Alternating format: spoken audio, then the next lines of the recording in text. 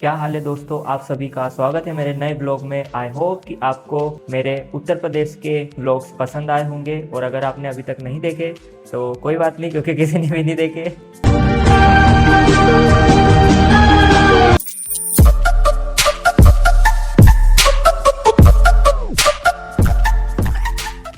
इस ब्लॉग में हम जा रहे हैं महाराष्ट्र। वैसे तो दीदी को ही ऑफिस का काम था तो वो पुणे जा रहे थे, पर मेरा भी घूमने का मन था तो मैंने मम्मी और मेरी भी तत्काल में टिकट बुक कर दी कि एक बार बुक हो जाएगी तो क्या ही कर लेंगे। बहुत नीचा आदमी या तो नीचे धरती में कोई न होएगा। मजाक कर रहा हूँ, हम तीनों ही घूमने जा रहे हैं और दीदी को थोड़ा सा ऑफिस का काम भी है। देवास का रेलवे स्टेशन भी अब बहुत ही अच्छा बन चुका है, क्योंकि पहले ये रेलवे स्टेशन कुछ ऐसा दिखता था। प्लेटफॉर्म नंबर 2 पर आएगी हमारी ट्रेन। एक एप्लीकेशन है वेयर इज़ माई ट्रेन करके, वो बहुत ही अच्छी है। उसमें आप ट्रेन का नंबर डालोगे तो सब कुछ मालूम चल जाएगा कि वो ट्रेन अभी कहाँ पर है, कितनी बजे देवास आएगी, कौन से प्लेटफॉर्म पर आएगी। तो मैं तो अब हमेशा वही यूज़ करता हूँ जब भी ट्रेवल करता हूँ। हम जा रहे हैं इंदौर डोंट एक्सप्रेस ट्रेन से, और वो आएगी यहाँ पर 5 बजे, और हमारी सीट है S6 वाले डब्बे में।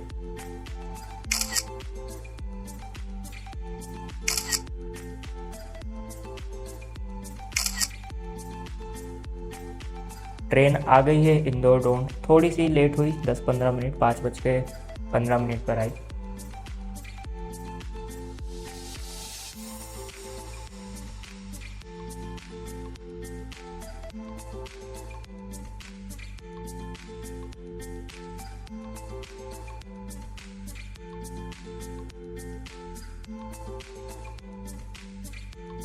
ट्रेन चल चुकी है अब, और ये ट्रेन चलती है इंदौर से, फिर देवास आई और अब जाएगी उज्जैन।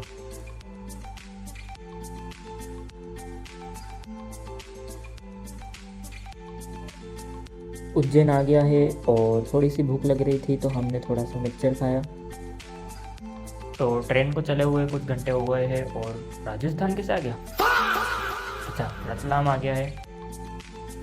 फिर हमने खाया खाना जो हम घर से ही लाए थे। बताओ किस किस को यहाँ पर डर लगता है खड़े रहने में जब ये ट्रेन ऐसी हिलती है।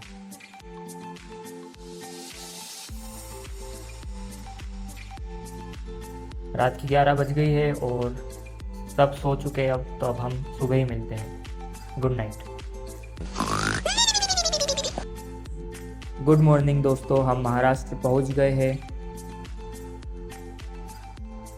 और अभी हम हैं चिंचवड़ में, जो पुणे से लगभग 1 घंटा दूर है, और हमें जाना है पुणे।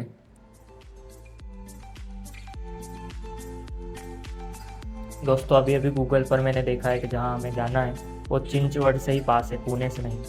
पर अब तो ट्रेन चल चुकी है। बाय बाय चिंचवड़, आते हैं हम यहीं पर 1-2 घंटे बाद। शिट! पुणे पहुँच गए हैं हम, और अब हमें कैब लेना पड़ेगी, क्योंकि यहाँ से 20 से 25 किलोमीटर दूर है जहाँ हमें जाना है, और जो चिंचवड़ था वहाँ से सिर्फ 10 ही किलोमीटर दूर था।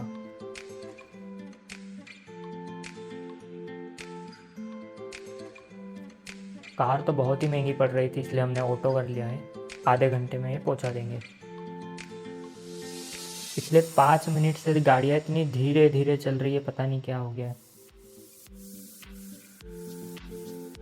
ये भैंसों की वजह से इनने रास्ता रोक रखा था।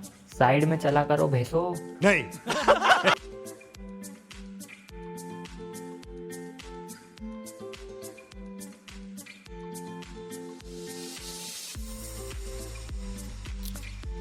इस एरिया में मैंने नोटिस करा कि बहुत ज़्यादा जो फुटपाथ रहते हैं वहाँ से 2 व्हीलर जा रहे हैं जब ट्रैफिक लग जाता है, और यहाँ पर ऐसे स्लोप भी बना रखा है ताकि 2 व्हीलर अच्छे से निकल जाए। ये तो फिर टायर पाथ हो गया ना, फुटपाथ कैसे रहा?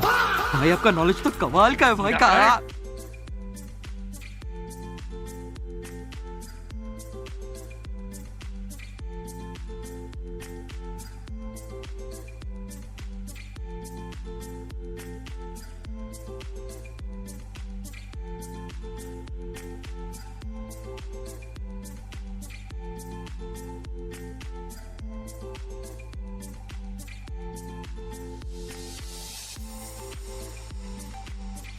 यहाँ पर जितने भी ऑटो है मैंने नोटिस करा कि जो मोबाइल का स्टैंड रहता है वो गूगल मैप्स लगाने के लिए रहता है, पर यहाँ पर लोग यूट्यूब चला रहे हैं और मतलब सिर्फ देख ही नहीं रहे, चला ही रहे हैं फोन। होटल हमने ऑनलाइन ओयो की ऐप से बुक कर ली थी और ऑटो वाले भैया ने हमें यहाँ छोड़ दिया है।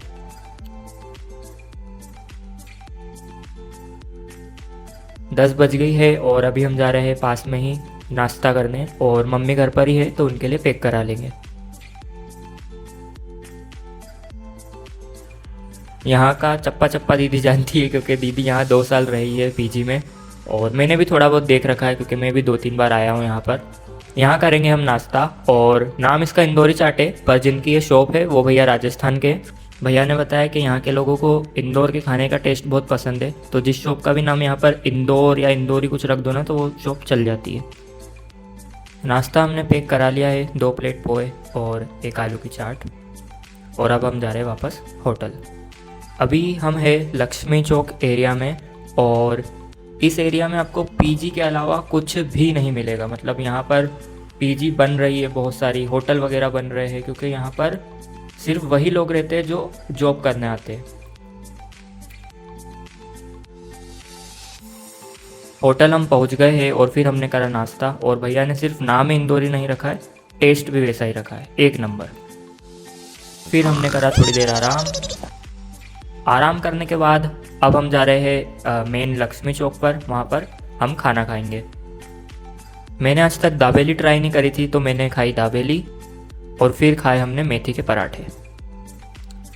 अब हम जा रहे हैं वापस होटल, और एक भैया ने बताया कि आज से 15-20 साल पहले यहाँ पर खेती बाड़ी होती थी, कोई पीजी वगैरह नहीं थे। उनका भी यहाँ पर खेत था पर उन्होंने वो बेच दिया था। अगर वो नहीं बेचते तो उन्होंने बताया कि आज बहुत कीमत होती उस जगह की। रात में हमें नासिक के लिए निकलना है तो अब हम होटल जाकर आराम करेंगे। आराम करने के बाद हमने खाया खाना 8 बजे, और फिर हम होटल से चेकआउट करके नासिक की बस के लिए निकल गए। और ये जो होटल थी, इधर आने का रास्ता गली में इतना ख़राब था कि अंदर ऑटो या कार कोई आ ही नहीं रही थी, तो इसलिए हम मेन रोड तक गए। हमने पुणे से नासिक की बस पहले ही ऑनलाइन बुक कर रखी है, राजमुद्रा की। अभी ऑटो वाले भैया हमें वहीं लेकर जा रहे हैं। बताओ दोस्तों, ये बिल्डिंग कितने मंजिल की है?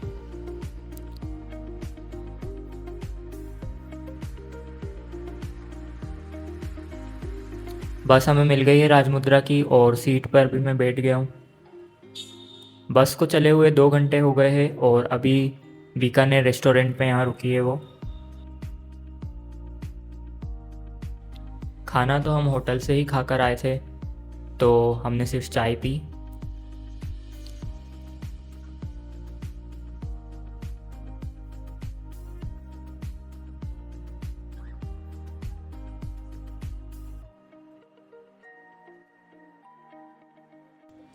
राजमुद्रा की बस तो अच्छी है, साफ़ सफाई भी है, पर जो मेरी सीट है वहाँ की एसी बंद नहीं हो रही है, मतलब वो बहुत ज़्यादा तेज़ चल रही है। मैंने बस वाले भैया को बोला तो उन्होंने इस पर टेप लगा दी है, मतलब ऐसा ये स्लाइड करने का होता है जिससे ये बंद चालू हो जाए, पर उधर नहीं हो रही थी तो भैया ने टेप लगा दी, तो अब ठीक है ये। तो रात की 12 बज गई है, अब मैं आपसे सुबह ही मिलता हूँ।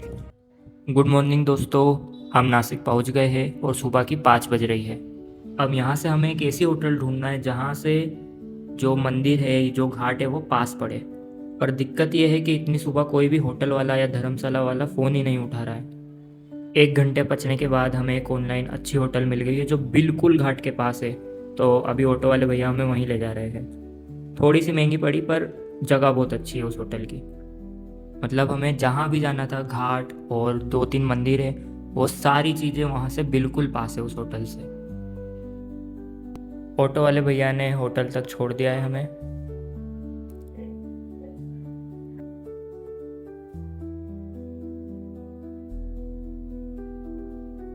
होटल वाले भैया ने हमसे 300-400 रुपये ज़्यादा लिए, क्योंकि चेक इन 12 बजे का होता है पर हम सुबह 6-7 बजे कर रहे हैं, इसलिए ये रहा आपके लिए एक छोटा सा रूम टूर।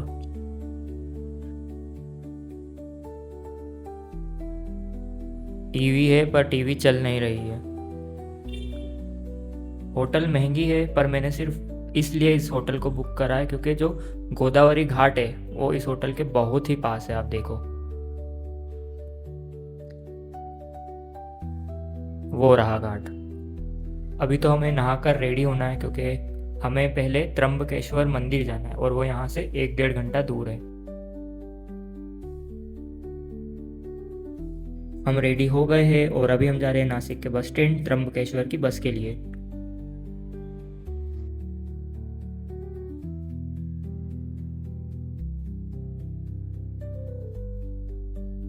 जाना हमें उस साइड है, उधर ही बस स्टैंड है, पर मैं आपको घाट दिखा रहा हूँ। और त्र्यंबकेश्वर मंदिर में दर्शन करने के बाद रात में हम यहीं आएंगे तो यहाँ की आरती भी देखें गोदावरी घाट की।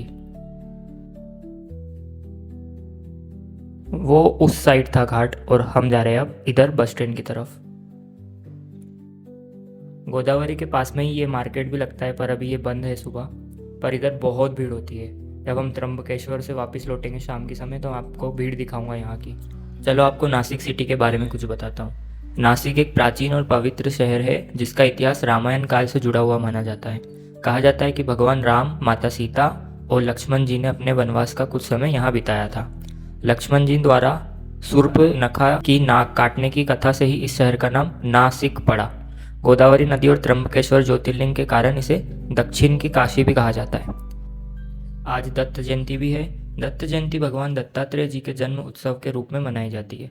भगवान दत्तात्रेय को ब्रह्मा, विष्णु और महेश तीनों देवों का संयुक्त रूप माना जाता है।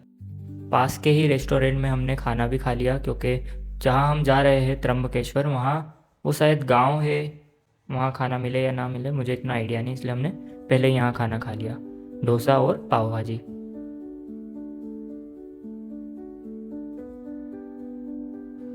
नासिक के बस स्टैंड हम पहुँच गए हैं और हम बस में भी बैठ गए हैं। और बस स्टैंड पे जो वॉशरूम था ना वहाँ मैं गया तो सब उधर 2-2 रुपये दे रहे थे वॉशरूम जाने के, और मुझसे वो 10-20 रुपये मांग रहा था। मतलब बाहर के जितने भी थे उनसे वो 10-20 रुपये मांग रहा था।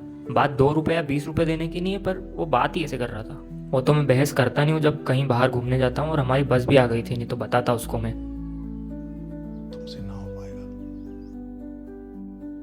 बस को चले हुए आधा घंटा हो गया है और बहुत ही अलग अलग शेप की पहाड़ी आ रही है।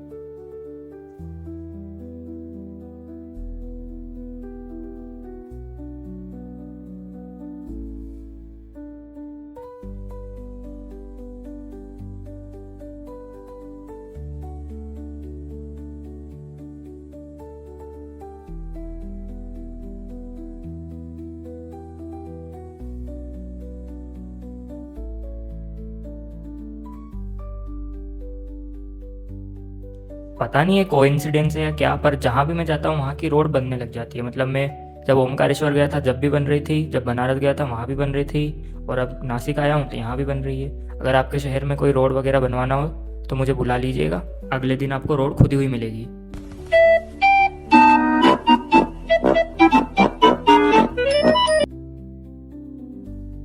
हम पहुँच गए हैं और यहाँ पर मराठी में कुछ लिखा है, श्री क्षेत्र त्र्यंबकेश्वर नगरी मध्ये आलेल्या भाविकांचे हार्दिक स्वागत।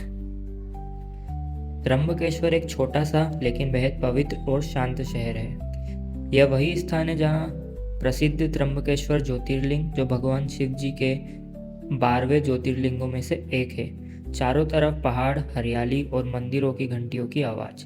यहाँ का माहौल पूरी तरह आध्यात्मिक महसूस होता है।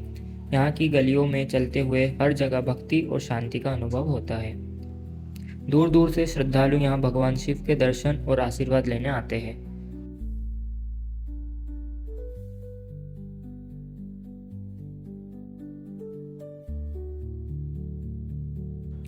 हमारी किस्मत बहुत ही अच्छी है क्योंकि मैंने सुना था कि अभी बहुत भीड़ चल रही है त्र्यंबकेश्वर मंदिर में, पर यहाँ बहुत ही कम भीड़ है।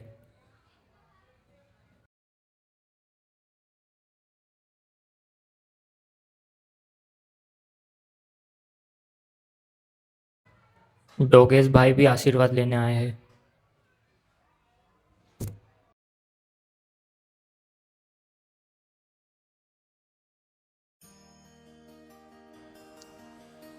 महाराष्ट्र के सबसे पवित्र स्थलों में से एक श्री त्र्यंबकेश्वर मंदिर। यह मंदिर भगवान शिव जी के 12वें ज्योतिर्लिंग में से एक है और पूरे भारत में इसका बहुत बड़ा धार्मिक महत्व माना जाता है। त्र्यंबकेश्वर मंदिर की खास बात यह है कि यहाँ शिवलिंग के रूप में 3 छोटे छोटे लिंग हैं जो ब्रह्मा, विष्णु और महेश तीनों देवों का प्रतीक माने जाते हैं। इसी वजह से इसका नाम त्र्यंबकेश्वर पड़ा। यह मंदिर नासिक के पास ब्रह्मागिरी पर्वत की तलहटी में स्थित है और यही से पवित्र गोदावरी नदी का उद्गम भी माना जाता है। मंदिर की वास्तुकला काले पत्थरों से बनी हुई है जो इसे बहुत ही प्राचीन और भव्य रूप देती है। हर साल हजारों श्रद्धालु यहाँ भगवान शिव के दर्शन करने आते हैं, खासकर सावन और महाशिवरात्रि के समय। यहाँ का माहौल बेहद भक्तिमय हो जाता है। माना जाता है कि सच्चे मन से यहाँ दर्शन करने से मनोकामनाएं पूरी होती है और जीवन में शांति मिलती है। त्र्यंबकेश्वर मंदिर में आकर एक अलग ही दिव्यता और सुकून महसूस होता है।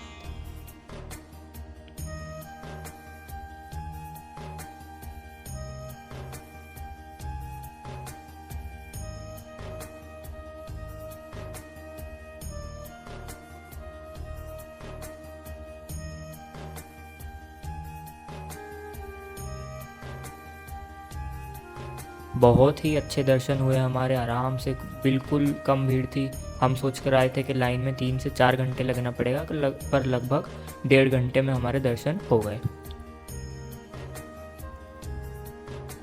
और ये है त्र्यंबकेश्वर मंदिर का पवित्र प्रांगण, जहाँ हर कदम पर भक्ति और शांति का एहसास होता है। चारों तरफ भक्तों की भीड़, मंदिर की घंटियों की आवाज़ और हर हर महादेव के जयकारे। पूरा वातावरण शिवमय हो जाता है। यहाँ आते ही मन अपने आप शांत हो जाता है और एक अलग ही दिव्यता महसूस होती है। त्र्यंबकेश्वर मंदिर का यह प्रांगण सिर्फ पत्थरों का बना स्थान नहीं, बल्कि आस्था, विश्वास और भक्ति से भरा एक पवित्र स्थल है।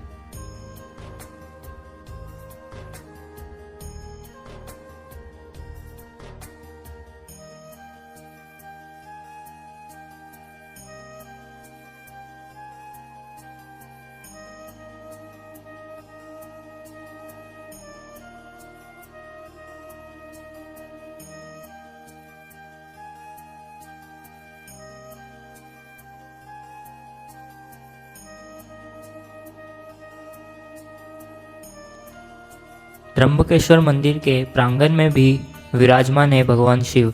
यहाँ भी आप उनके दर्शन कर सकते हैं। हिंदू धर्म में सृष्टि को चलाने वाली 3 मुख्य शक्तियाँ मानी जाती है, ब्रह्मा, विष्णु और महेश। ब्रह्मा जी सृष्टि के रचयिता है, विष्णु जी पालन करता है और महादेव शिव संहार और परिवर्तन के देवता माने जाते हैं।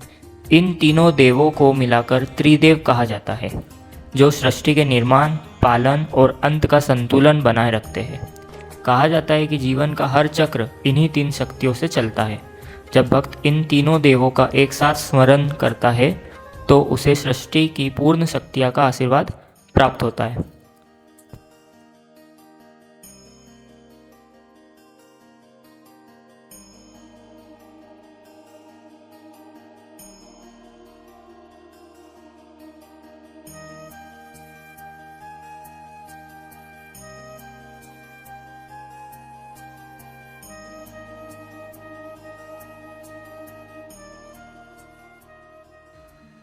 हमने दर्शन कर लिए हैं, बहुत ही अच्छे दर्शन हुए हमारे। और अब हम जा रहे हैं बाहर, जहाँ पर हमने चप्पल वगैरह और बैग जमा कराए थे।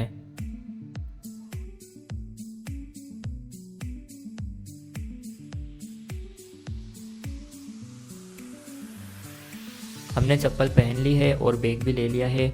और अभी हम जा रहे हैं जहाँ से हमने प्रसाद लिया था उनकी टोकनी देने। जहाँ से हमने प्रसाद लिया था वो दुकान तो हमें मिली ही नहीं, पर पास में ही कुशा कुंड था जहाँ हमें जाना भी था। हम वहाँ पहुँच गए, तो पहले हम यहीं दर्शन करेंगे। अब यह है कुशा कुंड।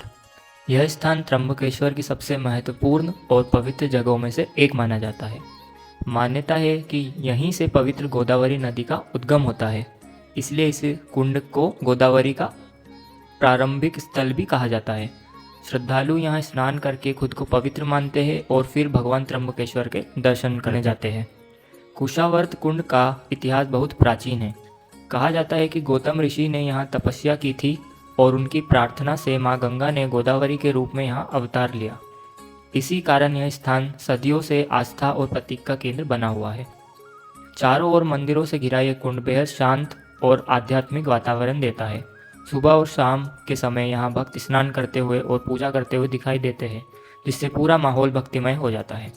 त्र्यंबकेश्वर आने वाले श्रद्धालुओं के लिए कुशावर्त कुंड के दर्शन और स्नान बहुत ही पवित्र माने जाते हैं। त्र्यंबकेश्वर मंदिर और कुशाकुंड में हमारे दर्शन हो गए हैं। फिर उसके बाद हमने दी प्रसाद वाले की टोकनी और अब हम जाएंगे बस स्टैंड वापस नासिक की बस के लिए। किसी को यहाँ से इडली खाना है क्या? बस स्टैंड हम पहुँच गए हैं और अभी हम वेट कर रहे हैं नासिक की बस का।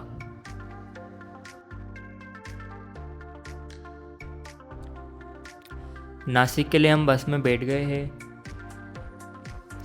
और ये बस की खिड़कियाँ इतनी तेज़ बज रही है, इतनी पुरानी बस है और शायद भैया पहले फरारी चलाते थे, इतनी तेज़ बस चला रहे हैं। आप सुनो एक बार आवाज़।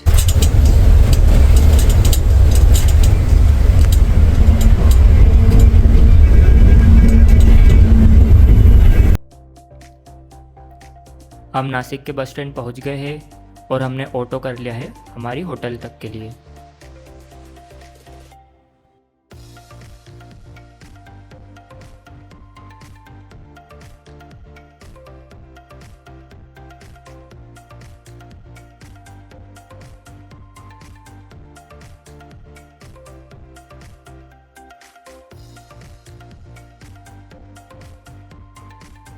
सुबह मैंने आपको त्र्यंबकेश्वर जाते वक्त दिखाए थे ना दत्तात्रेय भगवान, अब यहाँ पर प्रसाद वितरण हो रहा है।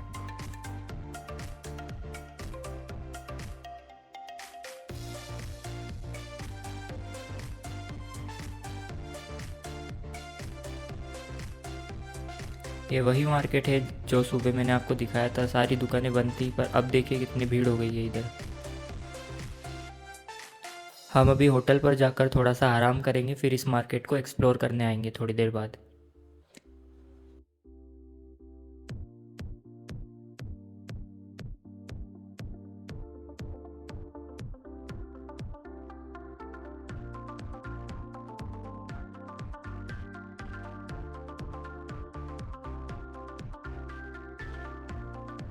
हम होटल पहुंच गए हैं और सुबह हमने नासिक में ही सिर्फ पाव भाजी और डोसा खाया था। त्र्यंबकेश्वर में हमने खाना नहीं खाया, तो अभी ज़ोमैटो से हम खाना मंगाकर खाएंगे और फिर आराम करके जो अभी मैंने आपको मार्केट दिखाया था वो घूमेंगे।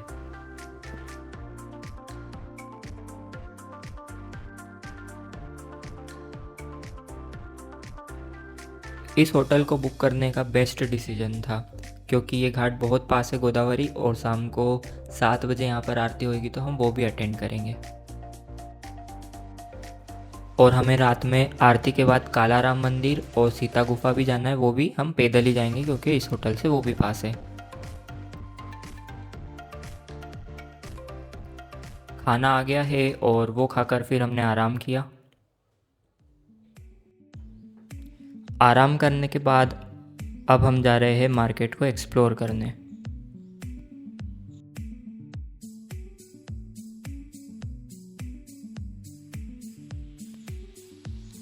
यहाँ पर से मम्मी ने एक साड़ी ली जो कि सिर्फ 100 रुपये की थी, एक ग्रीन वाली साड़ी।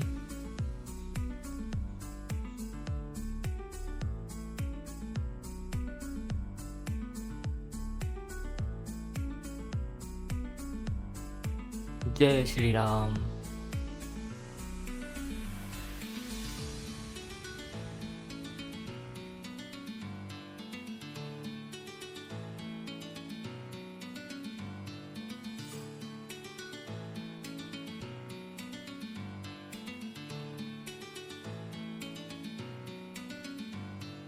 अब शाम हो चुकी है तो देखो भीड़ कितनी ज़्यादा बढ़ चुकी है।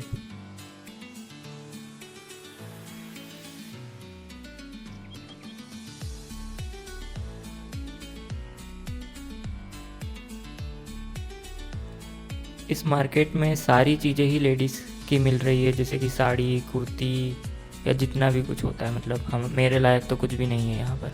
फिर हमने यहाँ से राधा कृष्ण जी की एक तस्वीर ली।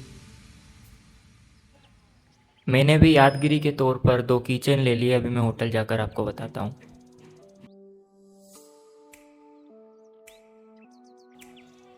रास्ते में ही हमने पी चाय।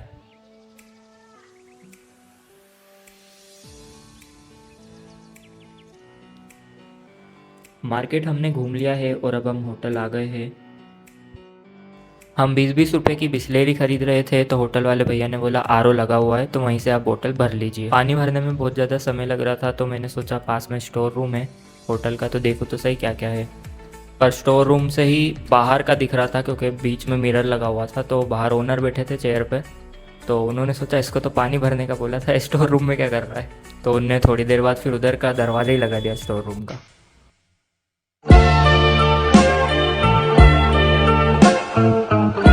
छोड़ो ये सब, मस्ती नहीं रुकना चाहिए। आप तो ये बताओ, ये मैंने जो कीचेन लिया है मार्केट से, इस कैरेक्टर का नाम क्या है? Only true anime lover can tell. इसका तो नाम आपको मालूम ही होगा, ब्लैक जो है, बैटमैन। फिर किया हमने आराम, क्योंकि हमें गोदावरी घाट की आरती देखने जाना था।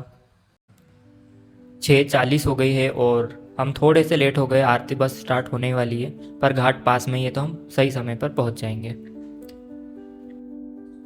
होटल के बाहर ही एक प्रसाद की दुकान भी है।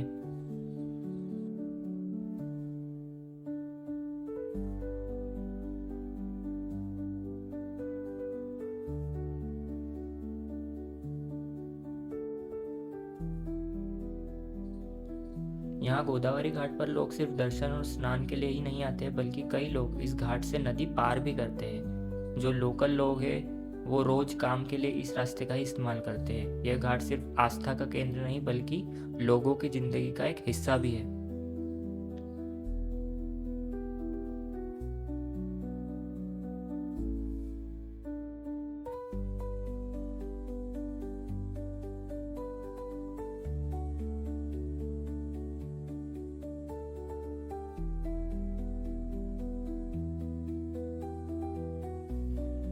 इस फोन का कैमरा तो बहुत अच्छा है, पर पता नहीं चांद की फोटो अच्छी क्यों नहीं आ रही है।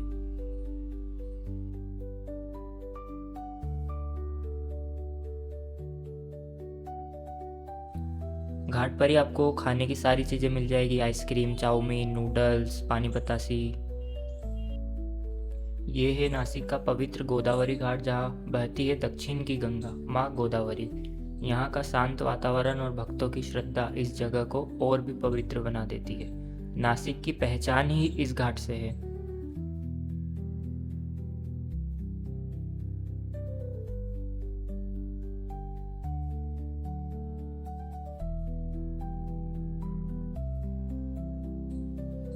और गोदावरी घाट पर आप बोटिंग भी कर सकते हैं। और अब बस शुरू होने वाली है गोदावरी घाट की आरती। दीपों की रोशनी, शंख की ध्वनि और भक्तों की प्रार्थना, पूरा माहौल भक्ति में डूब जाता है। यह पल सच में मन को शांति देता है। अब आप आरती का आनंद लीजिए। गोदावरी भगवते विरागी पुण्य सरिते, गोदावरी भगवते विरागी पुण्य सरिते, पीयूष वाहिनी पोषिले तव जीवनी, अचल विजनी काननी सकल रस प्रासादिके, दिव्य रस आकारले, दिव्य रस आकारले, वायु तत्वी मिसळले, धूप जणू हे लाविले, धूप जणू हे लाविले चरणी तुझा, धूप हा स्वीकारिता, घे त्वरेची प्रसन्नता आणि आम्हा धन्यता।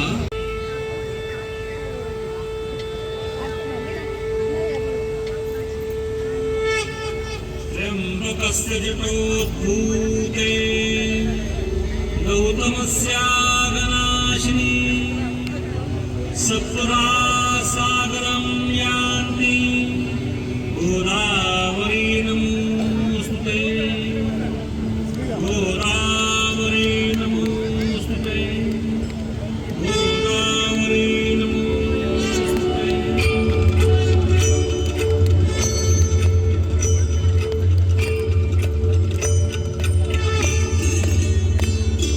जय देवी सरस्वती गोदावरी माता, देवी शक्ति दानी तव गौरवगाथा।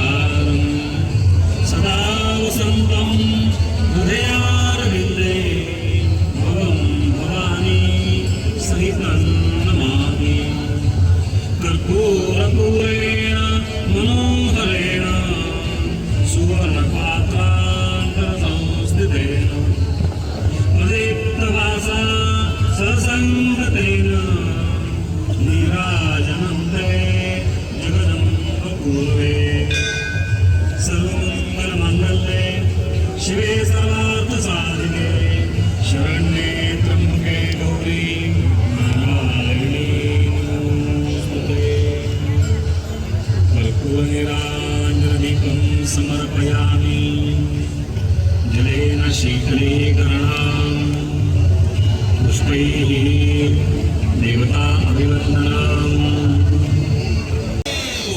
धर्म का नाश हो, प्राणियों में सद्भावना हो, विश्व का कल्याण हो। आर्य सनातन वैदिक हिंदू धर्म की जय, भारत माता की जय। सर्व भाविकांना विनंती आहे, कृपाकरून बॅरिकेडिंग करून कोणी येऊ नये. दर्शनासाठी प्रधान रस्ता मोकळा ठेवलेला आहे. सर्वांनी त्याच रस्त्याचा वापर करावा ही नम्र विनंती. कृपा करून दर्शनाच्या इकडे कोणीही पादत्राणे घालून येऊ नये ही नम्र विनंती. धन्यवाद.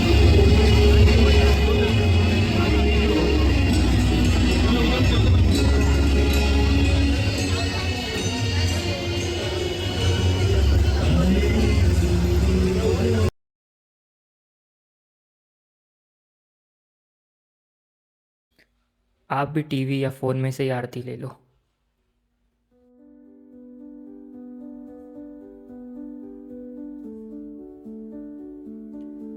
आरती हमने देख ली है और आनंद आ गया आरती में।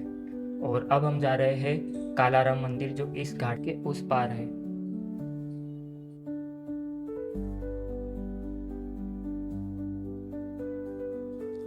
रास्ते में ही साईं मंदिर था, वहाँ भी हमने दर्शन करे और वहाँ फिर हमें प्रसाद भी मिला।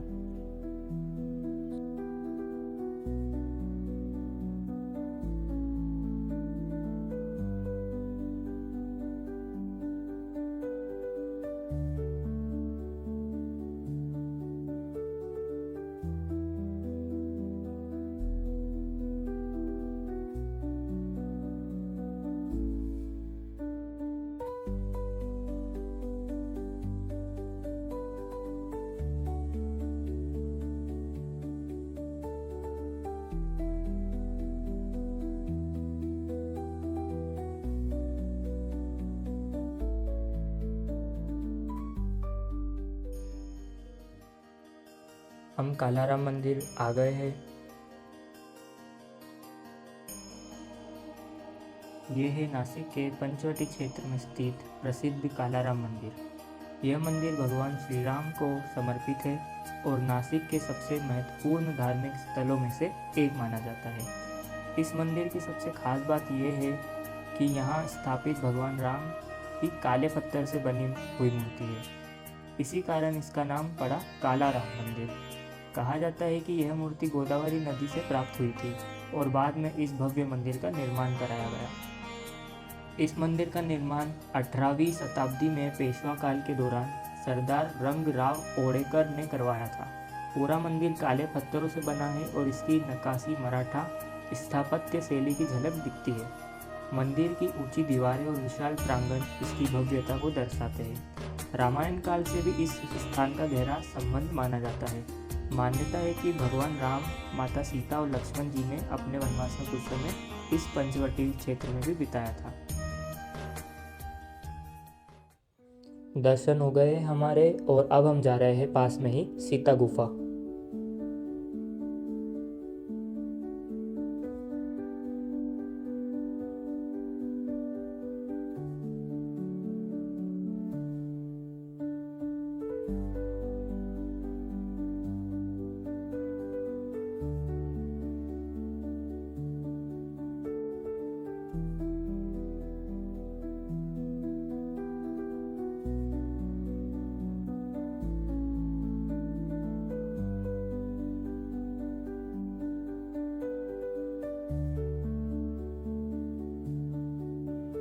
सीता गुफा हम पहुंच गए हैं, पर उन्होंने बोला कि अभी 15-20 मिनट लगेंगे सीता गुफा खुलने में, इसलिए ही सामने एक एग्जीबिशन है, अभी हम वहां जा रहे हैं।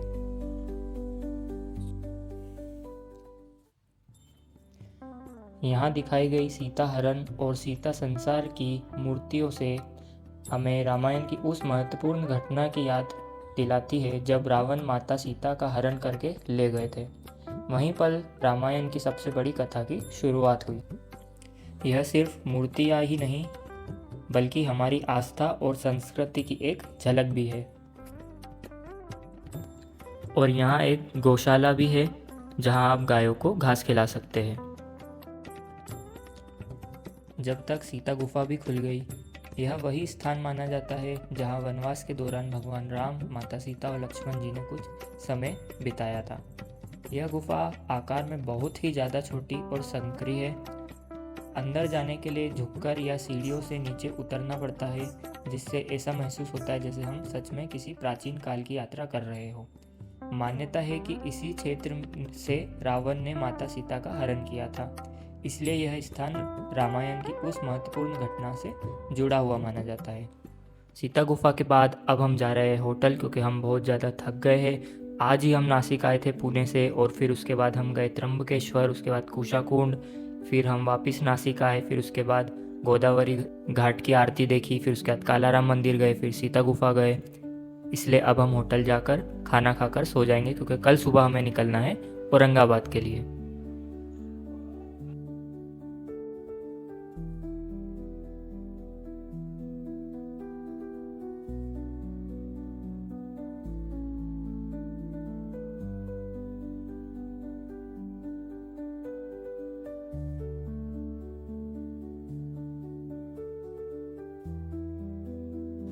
ये रही होटल, और खाने में हमने जो हमें प्रसाद में चावल मिले थे और हमने दाल ऑनलाइन मंगा ली थी वो खाया। बस खाना खाकर फिर हम सो गए। Good night. इस ब्लॉग के लिए इतना ही। इस ब्लॉग को देखने के लिए थैंक यू, और अगर आपको ये ब्लॉग पसंद आया तो प्लीज़ ब्लॉग को लाइक और शेयर ज़रूर करें और चैनल को सब्सक्राइब भी करें। अगर इस ब्लॉग में मुझसे कोई गलती हुई हो तो उसके लिए सॉरी। मैं अभी सीख रहा हूँ और हर ब्लॉग के साथ बेहतर बनने की कोशिश कर रहा हूँ। अब मिलते हैं आपसे अगले ब्लॉग में, जहाँ हम जाएंगे औरंगाबाद। तब तक के लिए टेक केयर, बाय बाय।